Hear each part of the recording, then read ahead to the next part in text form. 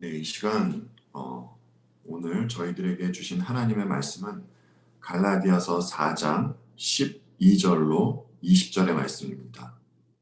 갈라디아서 4장 12절로 20절의 말씀 제가 봉독하도록 하겠습니다. 형제들아, 내가 너희와 같이 되었은즉 너희도 나와 같이 되기를 구하노라. 너희가 내게 해롭게 하지 아니하였느니라. 내가 처음에 육체의 약함으로 말미암아 너희에게 복음을 전한 것을 너희가 아는 바라. 너희를 시험하는 것이 내 육체에 있으되 이것을 너희가 업신여기지도 아니하며 버리지도 아니하고 오직 나를 하나님의 천사와 같이 또는 그리스도 예수와 같이 영접하였도다. 너희의 복이 지금 어디 있느냐? 내가 너희에게 증언하노니 너희가 할 수만 있었더라면 너희의 눈이라도 빼어 나에게 주었으리라. 그런즉 내가 너희에게 참된 말을 함으로 원수가 되었느냐? 그들이 너희에게 대하여 열심내는 것은 좋은 뜻이 아니요 오직 너희를 이간시켜 너희로 그들에게 대하여 열심을 내게 하려 함이라. 좋은 일에 대하여 열심으로 사모함을 받음은 내가 너희를 대하였을 때뿐 아니라 언제든지 좋으니라. 나의 자녀들아, 너희 속에 그리스도의 형상을 이루기까지 다시 너희를 위하여 해산하는 수고를 하노니 내가 이제라도 너희와 함께 있어 내 언성을 높이려 함은 너희에 대하여 의혹이 있음이라. 아멘. 아버지 하나님, 감사를 드립니다. 아버지, 부족한 제가 이 시간 또 말씀을 전합니다. 말씀을 전할 때 함께하여 주시사 오늘 본문에 들어있는 내용을 온전히 잘 전하고 선포할 수 있도록 도와주시옵소서.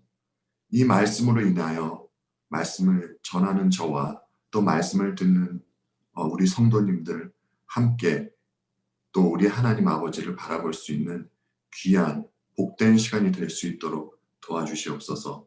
감사드리옵고 우리 주님 예수 그리스도 이름 받들어 기도하옵나이다. 아멘. 네, 오늘은 진실한 복음 전도자의 마음이라는 제목으로 말씀을 전하도록 하겠습니다. 이 사랑이라는 주제에 대하여 세상도 사랑에 대해서 말을 하고 있습니다. 그리고 기독교도 기독교가 어떠한 종교인가 라고 했을 때 많은 분들이 기독교는 사랑의 종교이다 라고 하지요. 그렇지만 세상에서 말하는 사랑과 또 성경에서 말하는 사랑은 사뭇 다른 면들이 있습니다. 이 다른 면이 어떠한 것인지 사도 바울과 갈라디아 교인들의 관계를 통하여서 오늘 그 면을 보도록 하겠습니다. 오늘의 본문은 두 부분으로 나누어 볼 수 있습니다. 먼저는 12절로 16절까지입니다. 사도 바울이 과거 갈라디아 교인들의 모습을 회상하는 장면이죠. 그리고 17절로 20절의 말씀입니다. 이 부분에서 사도 바울은 자신과 거짓 교사들을 비교해서 말해주고 있습니다. 12절 본문의 말씀부터 살펴보도록 하겠습니다. 형제들아, 내가 너희와 같이 되었은즉 너희도 나와 같이 되기를 구하노라. 너희가 내게 해롭게 하지 아니하였느니라. 사도 바울은 갈라디아 교인에게 형제들아 라는 호칭을 쓰고 있죠. 형제라는 호칭은 아무에게나 쓰는 호칭은 아닙니다. 하나님으로부터 아들의 영을 받은 그들을 바울은 형제라고 생각하고 그렇게 부르고 있는 것이죠. 바울이 그들을 부르는 호칭만으로도 바울이 그들에 대하여 어떠한 마음을 가지고 있는지 엿볼 수 있습니다. 바울은 그들에게 애틋한 마음으로 간구를 하고 있는 것이죠. 바울은 애틋한 마음으로 그들에게 간구를 합니다. 내가 너희와 같이 되었은즉 너희도 나와 같이 되기를 구하노라. 사도 바울은 여러분들께서 이미 알고 계시듯이 유대인입니다. 그런데 바울이 어떻게 이방인과 같이 되었습니까? 바울이 고린도전서 9장 21절에서 이런 말씀을 하시죠. 제가 세 번역으로 말씀을 드리도록 하겠습니다. 율법이 없이 사는 사람들에게는 내가 하나님의 율법이 없이 사는 사람이 아니라 그리스도의 율법 안에서 사는 사람이지만 율법 없이 사는 사람들을 얻으려고 율법 없이 사는 사람같이 되었습니다. 라고 이렇게 바울은 말씀을 하였습니다. 유대인이 선민 사상을 가지고 있는 것은 그들만이 하나님께 선택받은 민족이고 또 그들만이 율법을 가지고 있다는 것에 기인한 것이었습니다. 그래서 바울이 갈라디아 교인들과 같이 되었다는 것은 조금 전에 읽은 고린도전서와 같이 바울은 그 선민 사상을 다 버리고 마치 율법이 없이 사는 사람처럼 그들과 동화되어 있었다라는 것이죠. 이것이 내가 너희와 같이 되었다라는 말의 의미입니다. 그리고 이어서 바울은 너희도 나와 같이 되기를 구하노라 라고 그렇게 말을 하죠. 오늘의 본문 19절을 보아서도 알 수 있듯이 바울은 그들을 영적인 자녀들로 생각하고 있습니다. 그렇게 사랑하는 이들이 거짓 교사에게 미혹되어 자신에게 등을 돌리고 있는 것이었죠. 따라서 이 말은 바울이 하는 이 말은 명령이 아닙니다. 애틋한 마음을 가지고 사랑하는 이들에게 하는 간청입니다. 믿음에 대한 부분과 영적인 상태에 있어서 바울 자신과 같이 되기를 바라는 것이었죠. 예수 그리스도 안에서 의롭다 칭함을 얻은 이들답게 다시 율법에 얽매이지 말고 자유함을 누리라는 것입니다. 바울은 이 말을 당당하게 아그리빠 왕 앞에서도 했었던 것을 알 수 있습니다. 사도행전에서 이렇게 말씀을 하셨었죠. 오늘 내 말을 듣고 있는 모든 사람이 이렇게 결박을 당하는 것 외에는 꼭 나와 같이 되기를 하나님께 빕니다. 라고 말입니다. 사도 바울뿐만이 아니라 십자가를 통과한 분들에게는 나타나는 모습이 있습니다. 세상은 강자 앞에서 약해지고 또 약자 앞에서는 한없이 강해집니다. 그래서 나타나는 모습들이 무엇입니까? 아부, 비굴한 모습, 혹은 또 무례한 모습, 난폭함과 같은 그런 모습들이 나타납니다. 강자 앞에서 한없이 비굴해지고 약자 앞에서는 한없이 무례하게 대하죠. 딱 마귀의 손에 붙들린 자의 모습입니다. 그러나 십자가를 통과한 분들은 약자 앞에서 절대 그들 앞에 군림하지 않습니다. 그리고 강자 앞에서 예의를 갖추되 당당함을 잃지 않는 모습을 보이곤 하지요. 여러분, 왜 그런 줄 아십니까? 왜 그러한 당당한 모습을 보일 수 있는 줄 아십니까? 그들에게는 세상을 이기신 그리스도의 영이 함께 하시기 때문입니다. 계속해서 13절로 14절의 말씀을 보도록 하겠습니다. 내가 처음에 육체의 약함으로 말미암아 너희에게 복음을 전한 것을 너희가 아는 바라. 너희를 시험하는 것이 내 육체에 있으되 이것을 너희가 업신 여기지도 아니하며 버리지도 아니하고 오직 나를 하나님의 천사와 같이 또는 그리스도 예수와 같이 영접하였도다. 아멘. 바울에게 있는 이 육체의 약함에 대해서 한번 말씀을 드리도록 하겠습니다. 바울이 가지고 있는 육체의 약함이 눈병으로 인한 안질인지 혹은 간질인지 아니면 사도행전 13장에 나오는 그 밤빌리아 해변에서 걸린 말라리아인지 학자들마다 여러 견해가 있습니다. 그러나 정확하게 이 병이다라고 밝혀지지는 않고 있습니다. 그런데 바울의 약함이 갈라디아 지방 사람들에게 복음을 전하는 계기가 되었다라는 것은 확실한 것이죠. 저희들이 이런 그 내용을 보면 하나님이 하시는 일과 사람이 생각하고 하는 일에는 큰 차이가 있구나라는 것을 느끼게 됩니다. 특히 선교에 있어서 그런 것 같습니다. 하나님께서 베풀어 주신 은혜를 깨닫고 사도 바울과 같은 마음으로 복음을 전하시는 선교사님들이 계십니다. 본인들이 있는 자리가 고생스러우셔도 인내하시며 복음을 전하시는 분들이 계시죠. 오늘날도 이렇게 묵묵히 복음을 전하는 고마운 분들이 곳곳에 계시다는 것 인정하는 바입니다. 그런데 또 이런 분들과 다르게 다른 모습으로 있는 분들도 계십니다. 여럿이 우르르 선교를 한다는 명목으로 우르르 몰려갔다가 그곳에서 선교를 했다라는 훈장을 달고 오는 사람들이 너무나 많습니다.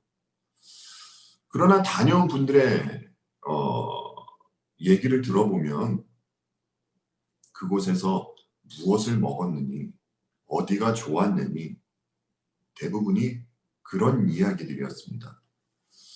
이런 생각마저 듭니다. 이분들은 선교라는 명목으로 여행을 다녀오신 거구나 라는 생각이 들 때가 정말이지 한두 번이 아닙니다. 차치하고 하나님은 몸이 약한 이 한 사람을 통하여 복음을 전하게 하십니다. 복음을 전하는 일에 있어서도 사람의 의는 철저하게 가리우시고 복음 전도 또한 하나님께서 하시는 일임을 자녀들로 하여금 성경을 통하여 보게 하시는 것이죠. 사람의 의는 어느 곳이든 들어설 자리가 없습니다. 바울은 고린도 후서 12장에서 자신의 몸에 있는 육체의 가시를 제거해달라고 3번이나 주님께 간청을 했습니다. 하지만 주님은 바울의 간청을 들어주지 않으셨습니다. 그렇지만 주님은 바울이 그 육체의 가시를 잘 감당할 수 있는 은혜를 허락하셨습니다. 바울은 고통스러운 육체의 가시가 있는 상태에서 이렇게 말을 합니다. 나의 여러 약한 것들에 대하여 자랑하리니 이는 그리스도의 능력이 내게 머물게 하려 함이라. 저와 여러분이 반드시 기억해야 할 것이 있습니다. 우리가 겪는 이런저런 일로 하나님께 기도를 드립니다. 그때 처한 상황이 바뀌는 적도 있고 그렇지 않은 적도 있습니다. 그러나 대부분의 많은 경우는 하나님께서는 상황을 변화시켜 주시지는 않으십니다. 하지만 처한 상황을 잘 감대할 수 있는 은혜를 허락해 주신다라는 것이죠. 그런데 우리는 이 부분에 있어서는 별로 생각하지 않는 것 같습니다. 주님은 언제나 자녀를 살피고 보호하고 계심에도 불구하고 말입니다. 아까 손장로님께서 기도를 하실 때 지금도 살아계셔서 역사하시고 자녀들을 보호하시는 주님이라는 내용의 기도를 말씀을 해주셨죠. 우리는 늘 지금도 하나님 우편에 앉으셔서 자녀들을 보고 보호하시고 인도하시는 주님이 있다라는 사실을 늘 인식하며 살아야 할 것입니다. 바울의 증언에 따르면 이 갈라디아 교인들이 자신을 업신여기지도 않고 버리지도 않았다고 합니다. 오히려 하나님의 천사와 같이 그리스도 예수와 같이 영접했다고 합니다. 이 시대의 어떤 이단은 사람이 아픈 이유가 귀신 때문이라고 말하는 곳이 있습니다. 참 말도 안 되는 이야기죠. 그리고 바울 당시에는 많은 사람이 이 육체의 연약함은 신들의 저주를 받았기 때문이라고 여겼다고 합니다. 갈라디아 지방 사람이 아직 복음을 듣지 않았을 때 바울이 어떤 사람으로 보였겠습니까? 신들로부터 저주를 받은 사람으로 보였을 것입니다. 여러분, 그들이 이런 사람과 가까이 하고 싶었겠습니까?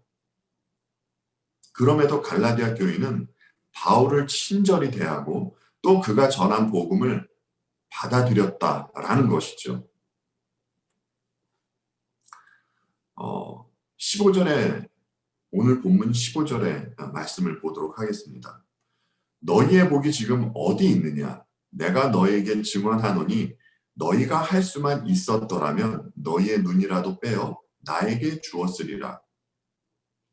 15절에서 바울은 너희의 복이 지금 어디 있느냐라고 합니다. 이 말은 너희의 기쁨이 어디에 있냐라는 것이죠. 복음은 기쁜 소식입니다. 복음에 있어서 기쁨은 늘 함께하는 것이죠. 그래서 바울은 옥에 있음에도 불구하고 빌립보서에서 기쁨에 대하여 말할 수 있었던 것입니다. 그러나 율법은 사람에게 큰 짐을 지게 합니다. 힘든 짐을 지고서는 여러분 기쁨을 누릴 수는 없는 일입니다. 바울은 주님을 만나고 과거에 자신이 몸담았던 그 유대교 방식에서 완전히 돌아섰습니다. 그래서 갈라디아서 2장과 3장에서 이런 말을 했었죠. 나는 율법에 대하여 죽었다. 더 이상 율법 아래에 있지 않다라고 말입니다. 따라서 바울은 복음으로 말미암아 참된 자유를 느끼고 있었으며 또 충만한 기쁨이 있었던 것이죠. 그런데 바울이 듣자 하니 갈라디아 교인이 자신이 떠난 그 자리로 가고 있는 것이었습니다. 바울이 떠난 그 자리로 말입니다. 바울은 그래서 아이와 같은 그 갈라디아 교인들 때문에 근심과 걱정, 초조한 마음이 생겼던 것이지요. 마치 부모가 자식을 보며 걱정하듯이 말입니다. 그래서 우리는 한 가지 점검해 와야 하는 것이 있습니다. 저와 여러분은 영적인 이 광야의 삶을 살고 있습니다. 우리는 아직 가나안으로 들어가지 않았습니다. 애굽에서 나왔지만 아직 광야의 삶을 살고 있는 것이죠. 그리고 우리가 배웠듯이 늘 아마게도 전쟁 가운데 있기 때문에 영적 전쟁 안에 우리는 있습니다. 삶에 근심 걱정이 없고 즐겁기만 한 것이 아닙니다. 다른 이유가 아니라 예수님을 믿기 때문에 이 영적인 싸움이 우리들에게 늘 있는 것이죠. 여러분, 마귀는 만만한 상대가 아닙니다. 마귀는 예수님마저 시험했던 자입니다. 그래서 때로는 우리에게 근심과 걱정 때문에 주저앉고 싶은 그러한 연약한 모습이 나타나기도 합니다. 그런데 감사하게도 성경은 이런 모습이 우리만이 아닌 사도 바울에게도 있었다라고 말씀을 하고 계시죠. 아니, 바울뿐만이 아니라 여러 성경의 인물에게도 나타난 모습이었음을 우리는 성경을 봐서 알 수 있습니다. 그러나 그럼에도 불구하고 주님의 백성은 궁극적으로 받게 될 복이 무엇인지 알기에 근심과 걱정이 되는 일이 있다 할지라도 오늘 지금의 자리에서 또한 기뻐할 수 있다라는 것입니다. 그것은 그리스도 안에 있을 때만 가능한 기쁨입니다. 따라서 우리에게 복음으로 말미암는 그 기쁨이 있는지 점검해 봐야 할 것입니다. 이 기쁨을 맛보신 분들은 예수 그리스도 안에 있다는 것에 대하여 진실되이 감사함을 주님께 올려드릴 것입니다. 사도 바울은 너희의 눈이라도 빼어 나에게 주었으리라 라는 말을 했지요. 사도 바울은 물론이고 또 갈라디아 교인도 바울을 무척 아끼고 사랑했던 것으로 보여집니다. 바울 당시 이 헬라 문화에서 우정의 척도는 상대방을 위해서 얼마나 희생하는가로 표현이 되었다고 합니다.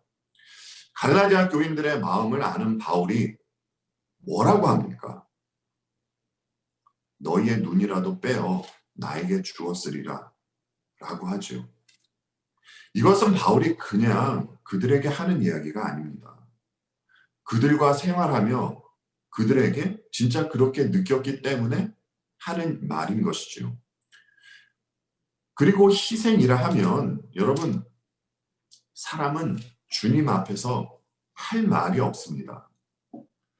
천지를 창조하신 하나님이 사람의 몸을 입으시고 사실 하나님이 사람의 몸을 입으셨다라는 이유만으로도 우리는 더 이상 할 말이 없는 것입니다.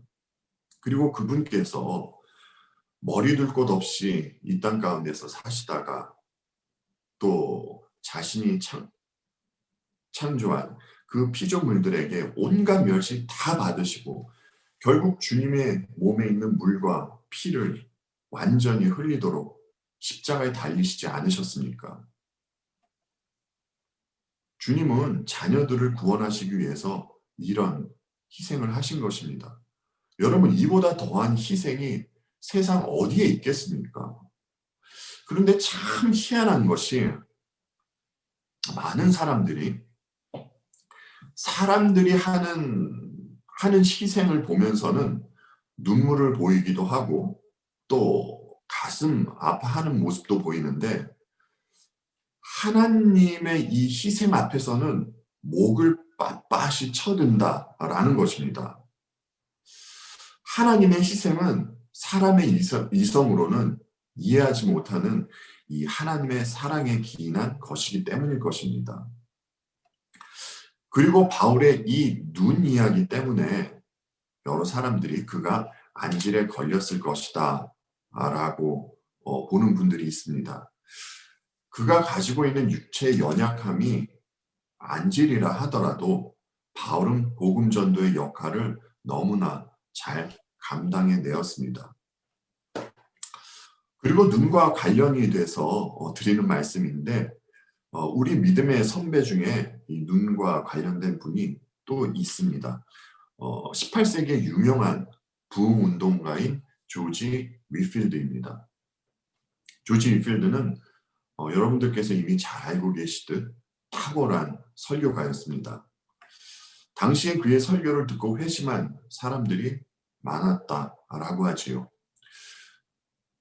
그의 설교가 사람들에게 얼마나 큰 영향을 끼쳤냐 하면 한 예로 여러분 그분 아시죠? 프란시스 베이컨. 그분이 오늘의 할 일을 내일로 미루지 말라라는 이런 유명한 명언도 남기셨죠. 그분은 그리스도인이 아니었습니다. 그런데 그가 어느 날 우연히 그 조지 위필드의 설교를 듣게 됩니다. 그의 설교를 들은 베이컨은 예수님을 믿지 않는 불신자임에도 불구하고 큰 감동을 받아 헌금까지 하는 모습을 보였습니다. 그런데 복음을 전파하며 많은 이 회중과 잠시나마 이 프란시스 베이컨의 마음을 움직였던 조지 위필드는 우리와 같이 평범한 눈을 가지고 있는 분이 아니셨습니다. 그는 사팔뜨기였습니다. 그럼에도 그가 외치는 설교는 죄인들의 양심에 꽂히는 설교였고 또 죄인들로 하여금 주님께 돌이키게 하는 그러한 설교였습니다. 바울과 그리고 교회 역사를 보아서 알 수 있는 것은 이 복음을 전하는 일에 있어서 사람의 외적인 조건은 전혀 중요하지 않다라는 것입니다. 중요한 것은 그가 그리스도 안에서 말씀을 전하는 것인지 아니면 그리스도 밖에서 전하는 것인지 이 사실만이 중요한 것입니다. 자, 그리고 계속해서 16절의 말씀을 보도록 하겠습니다. 그런즉 내가 너희에게 참된 말을 함으로 원수가 되느냐? 사람은 진리의 말씀 때문에 하나가 될 수도 있고 아니면 갈라설 수도 있습니다. 요한복음 6장에서 주님께서 말씀을 전하시니까 많은 사람이 주님을 떠나는 사건이 있습니다. 그래서 주님은 12 제자를 돌아보시면서 이렇게 말씀을 하시죠. 너희들도 갈래? 너희도 떠나가려느냐? 라고 물어보시죠. 죄인은 진리의 말씀을 듣고서 견뎌하지 못합니다. 그 진리의 말씀을 싫어합니다. 죄된 인간의 본성과 거룩한 말씀은 맞지를 않습니다. 오히려 세상에서 들려주는 얘기가 재미있고 유익하게 들릴 것입니다. 진리의 말씀은 인간의 죄성을 보여주기 때문일 겁니다. 여러분 사도행전에서 스데반이 설교를 했을 때 청중들의 반응이 어땠습니까? 네, 스데반 그를 원수로 여기고 돌로 쳐서 죽였습니다. 여러분 이 시대에 복음을 전하는 분들이 왜 사람들이 듣기 좋아하는 소리를 하는 줄 아십니까? 그 진리를 전하면 사람들이 싫어하기 때문입니다. 오늘날은 사람들에게 가장 큰 영향을 미치는 것이 TV나 유튜브 같은 것입니다. 세상은 모든 것이 돈하고 연결되어 있죠. TV 프로그램도 사람들이 많이 봐야 광고도 들어오고 또 그러므로 그것이 돈이 됩니다. 따라서 TV에서는 사람들이 싫어할 만한 것은 방영하지 않습니다. 어떤 사람이 봐도 누가 봐도 즐거워할 수 있고 감동받을 수 있는 그러한 프로를 방송을 하죠.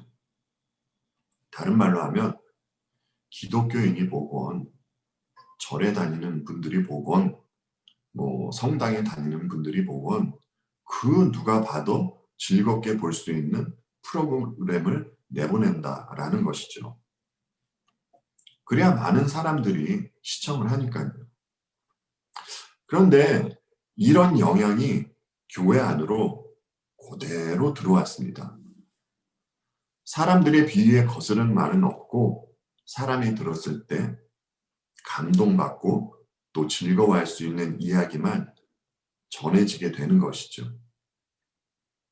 죄니 뭐 심판이니 이런 얘기는 없어지고 복, 그 다음에 사랑, 그 다음에 위로, 그 다음에 행복, 뭐 이런 이야기만 전해지고 있습니다. 여러분, 왜 그렇습니까? TV에서 왜 그런 것들만 방송을 합니까? 시청자들을 모으기 위해서입니다. 사실 그들은 알고 있습니다. 교회에서 진리를 전하면 많은 사람과 또 큰 무리들이 본인이 전하는 말을 싫어하고 그들과 원수가 될 수도 있다라는 것을요. 이 말은 데이빗 웰스 교수님께서 하신 말인데 제 이야기로 바꾸어서 여러분들께 들려드린 것입니다. 그런데 정말 어쩜 이렇게 이 말씀이 오늘날 교회에 딱 적용이 되는지 모르겠습니다. 그러나 여러분, 우리가 반드시 명심해야 할 것이 있습니다. 잠언 27장 5절로 6절에 이런 말씀이 기록되어 있죠. 드러내놓고 꾸짖는 것이 숨은 사랑보다 낫다. 친구의 책망은 아파도 진심에서 나오지만 원수의 입맞춤은 거짓에서 나온다. 라고 말입니다. 이 잠언의 말씀이 사도 바울의 마음을 말하고 있는 듯합니다. 여기 16절까지가 바울이 과거 갈라디아 교인들을 회상하며 말하는 장면이었습니다. 17절과 18절의 말씀을 보도록 하겠습니다. 그들이 너희에게 대하여 열심내는 것은 좋은 뜻이 아니요 오직 너희를 이간시켜 너희로 그들에게 대하여 열심을 내게 하려 함이라. 좋은 일에 대하여 열심으로 사모함을 받음은 내가 너희를 대하였을 때뿐 아니라 언제든지 좋으니라. 말씀드렸듯이 바울은 갈라디아 교인과 순수한 동기로 그리고 좋은 관계에서 그들에게 복음을 전했고 또 그리스도 안에서 그들과 한 형제가 되었습니다. 그는 항상 사람들로 하여금 주님을 바라보게 하는 역할을 하였습니다. 그래서 복음을 깨달은 분들의 특징을 이렇게 보면 그들은 하나님께 하신 일로 말미암아 감사하고 늘 관심이 하나님께 가 있습니다. 그런데 가짜들은 늘 인간을 보게 합니다. 그들은 말을 빙빙 돌리지만 결국 자신을 보게 하거나 어떤 특정 목사를 보게 합니다. 물론 그들도 예수에 대하여 말은 합니다. 그러나 진리를 왜곡합니다. 이는 옛부터 있었던 이 교활한 뱀의 특성일 것입니다.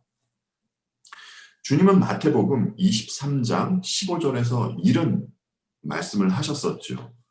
화 있을진저 외식하는 서기관들과 바리새인들이여 너희는 교인 한 사람을 얻기 위하여 바다와 육지를 두루 다니다가 생기면 너희보다 배나 더 지옥 자식이 되게 하는도다 라고 말입니다. 여러분, 이 얼마나 열심을 내는 모습입니까? 그들도 교인 한 사람을 얻기 위해서 바다와 육지를 두루 다닌다고 하지 않습니까? 사람들을 그릇된 방향으로 몰고 가는 열심이지요.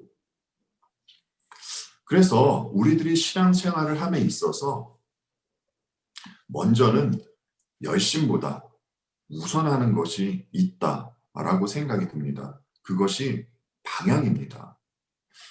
내가 믿고 있는 교리가 진짜 성경적인가? 내가 믿고 있는 바가 정말 바른 것인가? 반드시 살펴야 하는 것이죠. 그렇지 않으면 여러분 위험 요소가 너무나 많습니다. 아까도 말씀드렸듯이 마귀는 만만한 존재가 아닙니다. 마귀가 지뢰를 곳곳에 숨겨두고 있습니다, 여러분. 교리가 없는 경건주의, 율법주의, 무율법주의, 신비주의, 오늘날 교회에 치명타를 가하고 있는 신사도 운동. 여러분, 이러한 것들을 하시는 분들은 방향을 잡지 못하고 열심만 내는 분들이 대부분입니다. 따라서 바른 방향을 향해 가는 것이 신앙생활을 하는 성도들에게 급선무입니다. 그리고 여러분, 또 한 가지 우리가 조심하고 살펴볼 것이 있습니다. 조나단 에드워드 목사님께서 말씀하셨듯이 우리가 신앙생활을 하다 보면 남의 허물을 볼 때가 있습니다. 그렇게 남의 허물이 보였을 때 그 모습에 내 자신을 비춰보는 것 너무나 중요하고 또 마땅히 가져야 할 성도의 태도라고 생각을 합니다. 그러나 또 한 가지 반드시 외부의 잘잘못도 분별할 수 있어야 되는 것입니다. 성경은 성도들에게 분별을 요구합니다. 그리고 또 조심하라고 경고를 하지요. 여러분, 지금 갈라디아서가 그 얘기를 하고 있는 것 아닙니까? 그래서 그리스도인은 분별력이 꼭 필요합니다. 그리고 분별을 하려면 지혜, 지식, 명철이 필요한 것이고요. 그런데 여러분, 잠언 1장에서 지식의 근본이 무엇이라고 합니까? 지식의 근본은 내 여호와 하나님을 경외하는 것이라고 하죠. 그래서 내적으로 자신을 성찰하고 또 외적으로도 분별할 수 있는 사람은 주님을 경외하는 분들만이 그렇게 할 수 있다라는 겁니다. 따라서 저와 여러분은 항상 성경을 숙고하는 것과 또 주님을 경외하는 일에 대한 그러한 열심을 내야 할 것입니다. 자, 그리고 계속해서 19절로 20절의 말씀을 보겠습니다. 나의 자녀들아, 너희 속에 그리스도의 형상을 이루기까지 다시 너희를 위하여 해산하는 수고를 하노니 내가 이제라도 너희와 함께 있어 내 언성을 높이려 함은 너희에 대하여 의혹이 있음이라. 사도 바울이 그리스도의 형상을 말씀하시죠. 무엇이 그리스도의 형상입니까? 골로새서 3장 10절의 말씀을 보겠습니다. 제가 세 번역으로 말씀을 드리겠습니다. 새 사람을 입으십시오. 이 새 사람은 자기를 창조하신 분의 형상을 따라 끊임없이 새로워져서 참 지식에 이르게 됩니다. 아멘. 여러분, 새 사람을 입는다는 게 무엇입니까? 네, 거듭남을 뜻하는 것입니다. 우선은 사람이 거듭나야 그리스도의 형상을 새길 수 있다라는 것이죠. 그리고 거듭남은 전적으로 하나님께서 해주시는 일입니다. 그리고 거듭난 이들은 가만히 있는 것이 아닙니다. 자신을 창조하신 분의 형상을 따라 그분을 닮아가는 삶을 살게 된다라는 것이죠. 이 사람들에게 은혜를 이야기를 하면 그러면 은혜를 받은 우리는 아무것도 할 것이 없나? 라는 그런 질문을 합니다. 그런데 여러분, 은혜를 입고 또 하나님께서 자신에게 베풀어 주신 은혜가 뭔 줄 아는 사람들은 하나님의 말씀을 오히려 더 따르려고 노력을 하는 분들입니다. 근데 그런 분들은 거듭난 분들이 하나님의 은혜를 진실히 깨닫고 또 거듭난 분들만이 하나님의 말씀을 따라 살 수 있다라는 것이죠. 그렇다면 여러분, 우리 주님은 어떠한 삶을 사셨습니까? 우리 주님은 아버지께 순종하고 또 십자가로 향하는 그러한 삶을 사셨습니다. 바울은 주님이 가셨던 그 길을 가고 있기 때문에 갈라디아 교인들에게 나를 본받으라고 그들에게 당당히 말할 수 있는 것이었습니다. 그리고 바울은 갈라디아서 2장 20절에서 이런 말씀을 하셨었죠. 내가 그리스도와 함께 십자가에 못 박혔나니 그런즉 이제는 내가 사는 것이 아니요 오직 내 안에 그리스도께서 사시는 것이라. 이제 내가 육체 가운데 사는 것은 나를 사랑하사 나를 위하여 자기 자신을 버리신 하나님의 아들을 믿는 믿음 안에서 사는 것이라 라고 말합니다. 이 삶을 살 때에 나중에 살펴볼 내용이지만 그 갈라디아서 5장에서 소개하는 성령의 열매가 나타나는 것입니다. 따라서 예수 그리스도의 십자가만을 의지하고 또 그로 말미암는 성령의 열매가 맺히는 것이 그리스도의 형상입니다.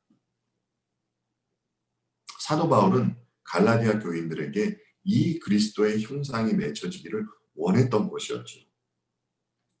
사도 바울은 갈라디아 교인들이 언제나 예수 그리스도의 십자가만을 의지하며 살기를 바랬던 것입니다. 그리고 그들이 진정한 자유함을 누리며 살기를 원했던 것이었죠. 여러분, 사람이 처하는 고통 중에 가장 괴로운 고통이 뭔 줄 아십니까? 남자들은 모르실 겁니다. 출산의 고통이 사람이 처하는 육신의 고통 중에 가장 크다고 합니다. 이 고통이 얼마나 큰지 출산 중에 사망한 산모도 꽤 있었다라고 합니다. 바울 당시에요. 바울은 지금 자신의 이 심정을 출산의 고통에 비유하여 말하고 있는 것이죠. 이마만큼 아픔이 크다는 것은 바울이 갈라디아 교인들을 굉장히 사랑하고 있다라는 증거입니다. 그는 그리스도 안에 있는 분입니다. 그리스도의 마음이 그에게 있는 것이죠. 바울은 과거의 교회를 핍박하고 죽이던 사울이었습니다. 그러나 그리스도께서 그를 만나주시고 또 주님이 그와 함께 하셨을 때에 그는 바울이 되었습니다. 그리고 비로소 진실되이 형제를 사랑하는 마음을 갖게 된 것이죠. 그러나 아픔도 함께 하였습니다. 그래서 그가 갈라디아 교인에게 한 것이 무엇입니까? 네, 예수 그리스도의 십자가를 전한 것이었습니다. 갈라디아 교인들, 그들이 알고 있다라고 생각한 그 그리스도의 십자가를 또 전한 것입니다. 왜냐하면 주님의 십자가에서만 하나님의 온전한 사랑을 볼 수 있기 때문이었습니다. 그리고 주님은 사도의 입술을 통하여 지금도 우리들에게 말씀하고 계시는 것이죠. 내가 너희와 같이 되었은즉 너희도 나와 같이 되기를 구하노라. 주님 예수 그리스도의 십자가를 전하는 것이 세상에서는 불가능한 일입니다. 예수 그리스도의 십자가를 전하는 것은 그 십자가의 은혜를 깊이 깨닫고 하나님의 사랑을 경험한 분들만이 전할 수 있는 것입니다. 그 십자가를 전한 바울이 오늘도 성경을 통하여서 우리들에게 그 사랑을 전하고 있다라는 것이죠. 이 사랑에 감사함으로 하루하루를 주님께 감사하며 또 찬양과 경배를 올려드리며 그렇게 주님의 자녀다운 모습으로 살아가는 저와 여러분이 되기를 바라며 말씀을 마치도록 하겠습니다. 기도하겠습니다. 아버지 감사합니다. 우리가 어떻게 이렇게 아버지의 크신 사랑을 받고 살아갈 수 있는 존재들이 되었는지요. 아버지 사랑을 깊이 깨달을 때만이, 우리 주님 예수 그리스도의 십자가의 은혜를 깊이 깨달을 때만이 우리는 마침내 참다운 아버지의 자녀다운 모습으로 이 땅 가운데에서 살아갈 수 있습니다. 아버지, 이 땅을 살아갈 때 아픔도 있을 것입니다. 좌절되는 그 마음의 고통도 있을 것입니다. 주저앉고 싶을 때도 있을 것입니다. 그럴 때 자신마저 아끼지 않고 우리에게 주신 우리 주님 예수 그리스도의 십자가를 바라볼 수 있도록 도와주시옵소서. 그리하여 다시금 무릎을 세우고 아버지의 나라를 향하여 씩씩하게 한 걸음 한 걸음 살아갈 수 있는 저희 모두가 될 수 있도록 도와주시옵소서. 감사드리며 예수님 이름으로 기도하옵나이다. 아멘.